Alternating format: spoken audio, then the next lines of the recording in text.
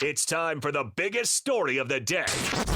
This is What Made the Cut with JJ and Alex on 97.5, the KSL Sports Zone.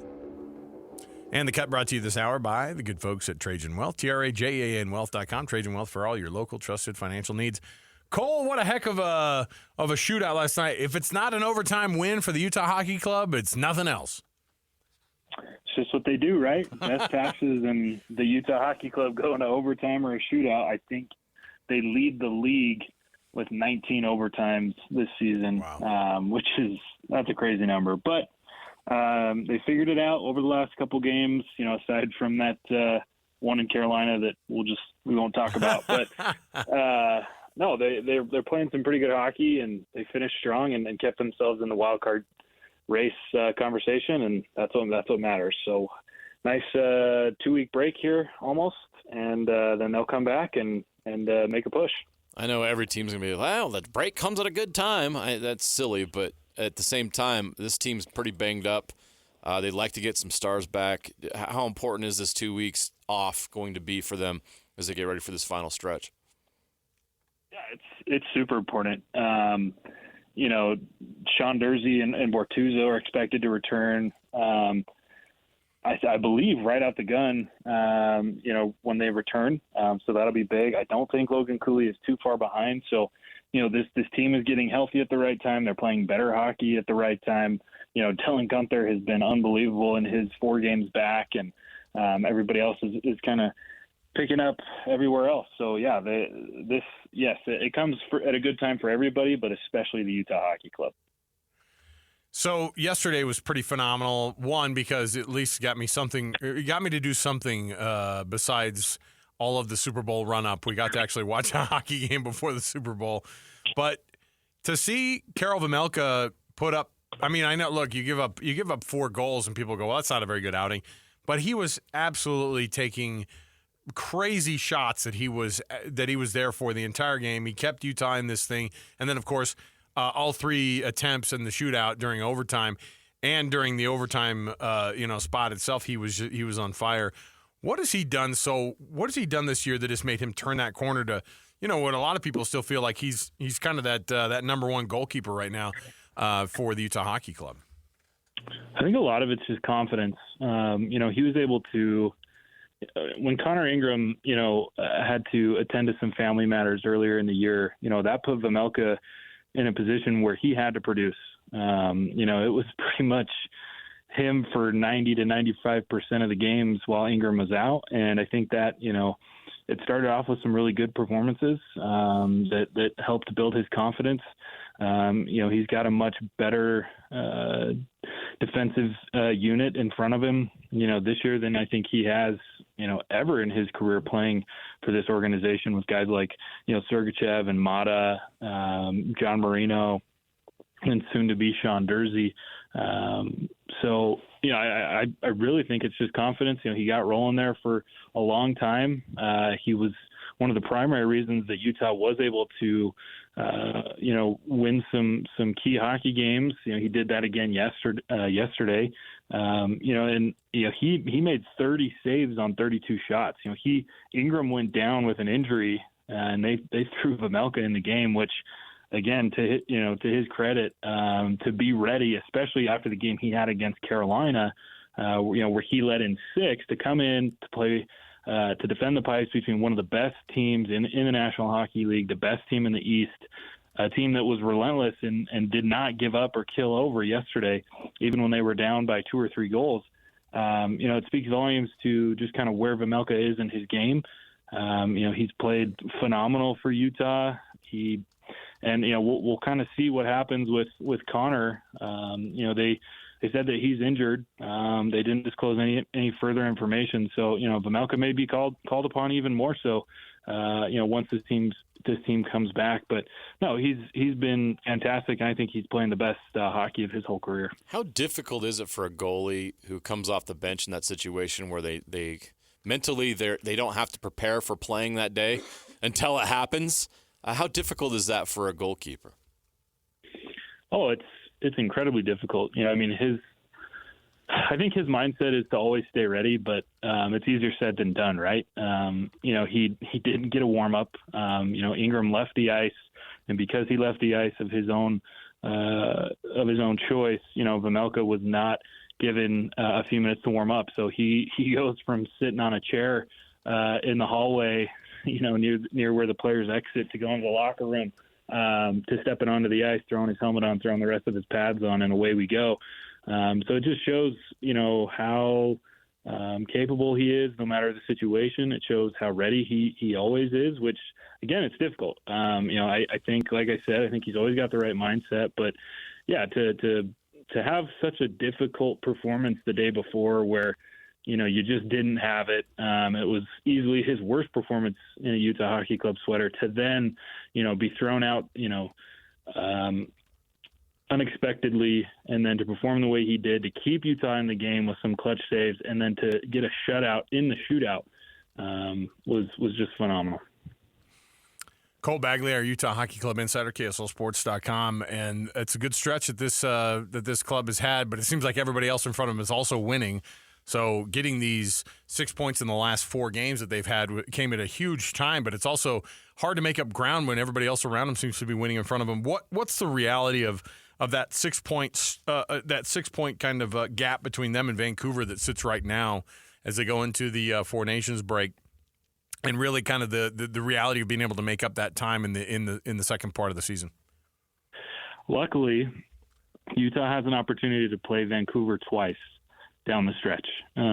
Those are 2 must wins. That right there could make up the difference. And they've got to stay desperate. They've got to continue to play like their lives depend on it, because, when you boil it down, it does.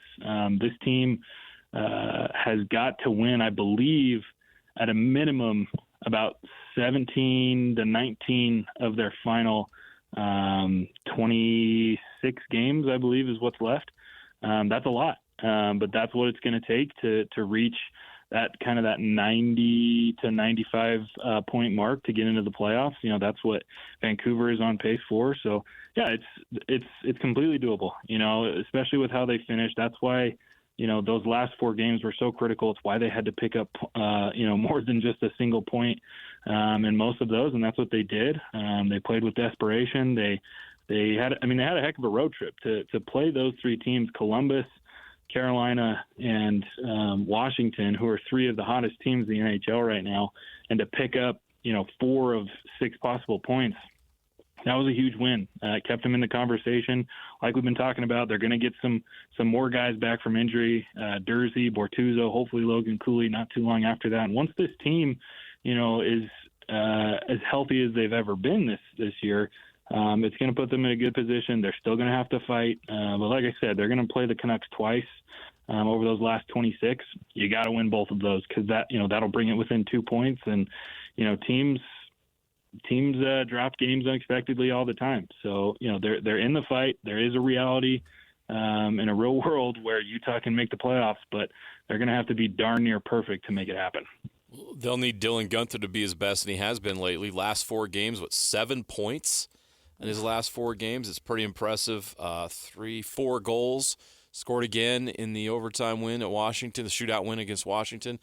What have you noticed about him since he came back from the injury? Because it seems like he's been even better. Yeah, him and Logan Cooley are just evolving at light speed in terms of their games. Guenther looks like even a different player over this last 4 games than he did, during the first part of the season. He's a special player. He's one of those players that embraces clutch moments. A guy that wants the puck on his stick when the team needs a goal or, is looking to go ahead. He's always looking to shoot.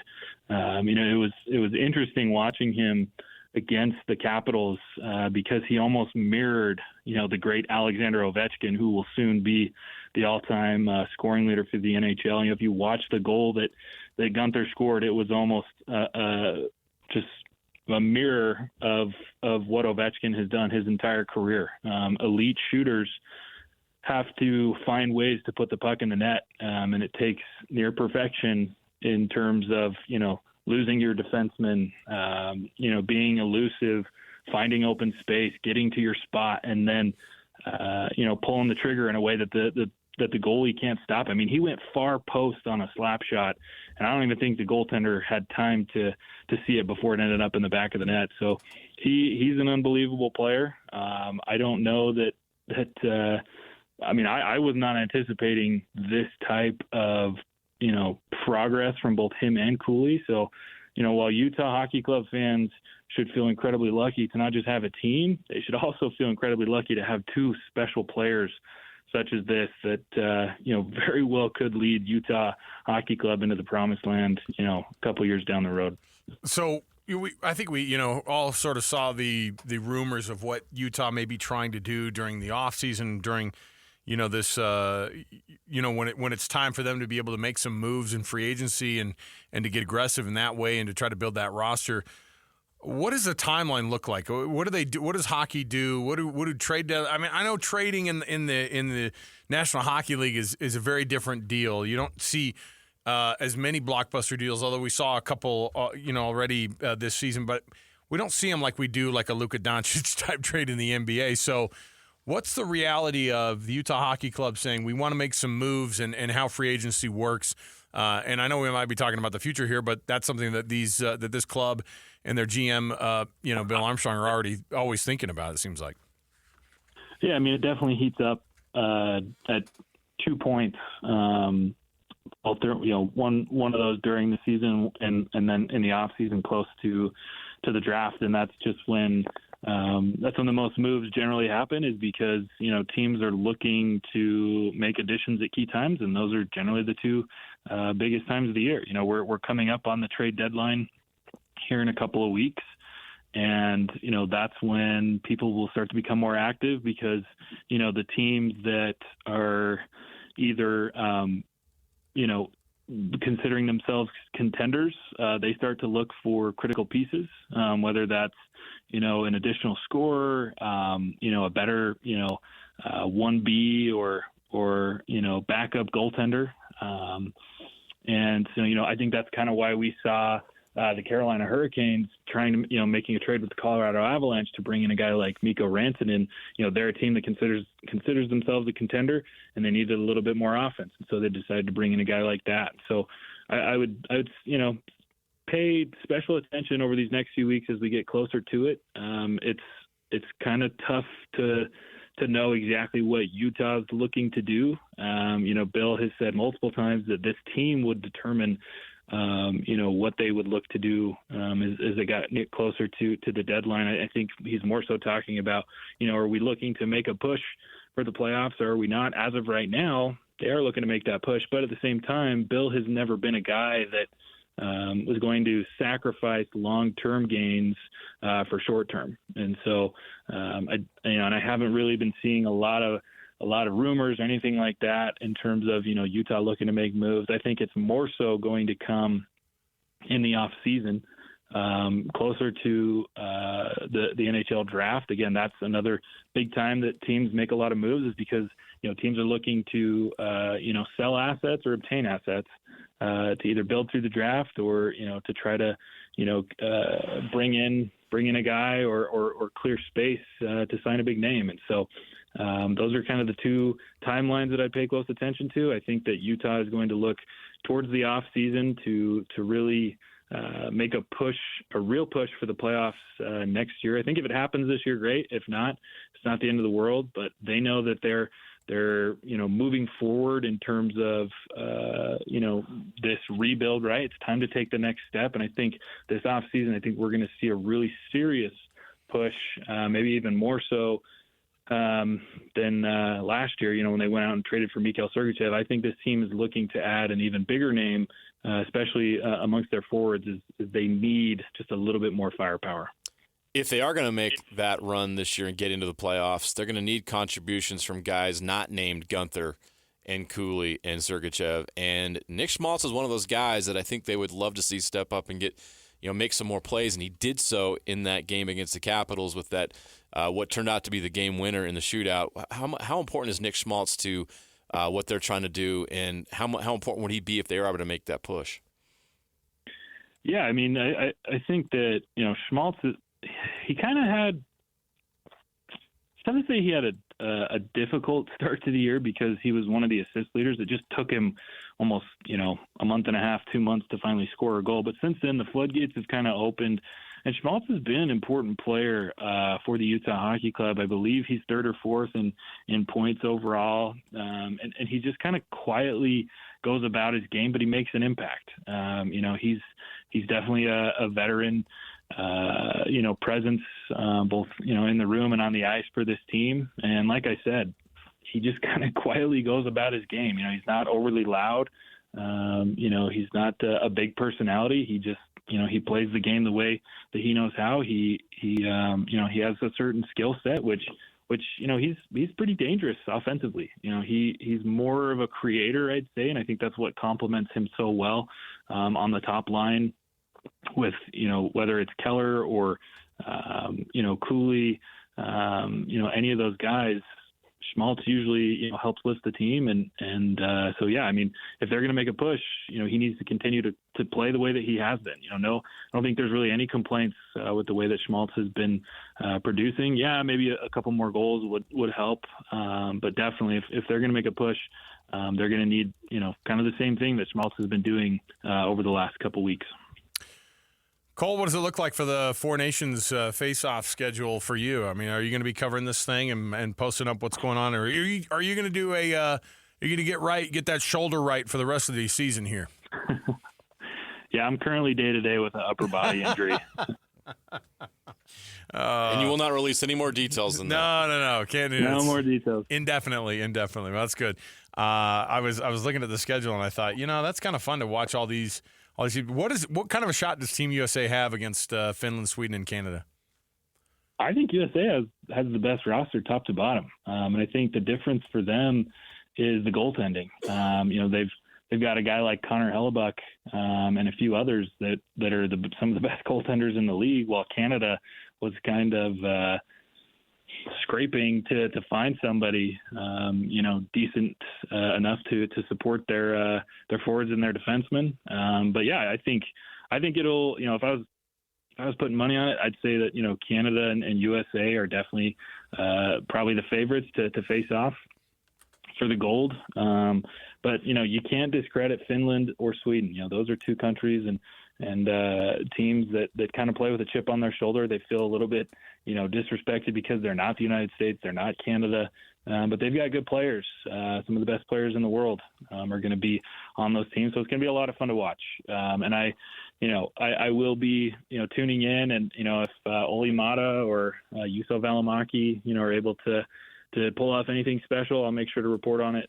But just enjoy this tournament. It's been a long time since the best players in the world have represented their countries on a stage like this, and it's kind of a glimpse of what next year will hold for the Olympics. So, watch some of the best hockey on the planet, and just know there's not a whole lot of pressure in it. It's a little bit more relaxed than the Utah Hockey Club, but it should be fun and entertaining, and it'll be a nice little break here for a couple weeks.